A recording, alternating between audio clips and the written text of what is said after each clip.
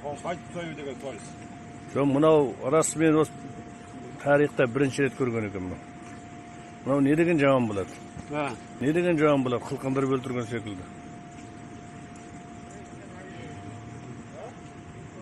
Жа, бұны қалай сойыс? Мынау айтыңызшы, осыны түсіндіріп беріңізші. Мынау ең дұрыс сойыс. Егер сен мына жағынан бекетін болсаң, ана көгет кете береді. Мынаң басын шығарып алғанда тарта салсаң, көгет кетпейді. Бұлай емес. Бұл өзі бұрынғы үлкен кісілердің бәрі істеп сояды. Мынаны бүйтіп алады, шығарып алып, терісін бірақ тарта салады. Онда мына ет кетпейді. Ет кетпейді. Көгет кетпейді. Сонда теріні сыпыруға қолайлы болу үшін ғана қылқындырып өлтіреді, қылқындырып сояды. Теріні сыпыруға өте қолайлы, одан ішек қарын өкпе бауырды алғанға өте қолайлы. Қолайлы болады. Өзі әмбі оң осылай. Малды союдың оң осылай ма? Оң осылай. Ал енді мына секілділік қой, мына саннанлық қойған сойысымыз қалай сойыс болу? Көше сойыс қой. Көше сойыс.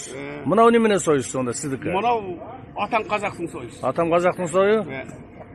О, жа, онда сіздің мына сойысыңызды біз енді талқыға салайық ондай болса.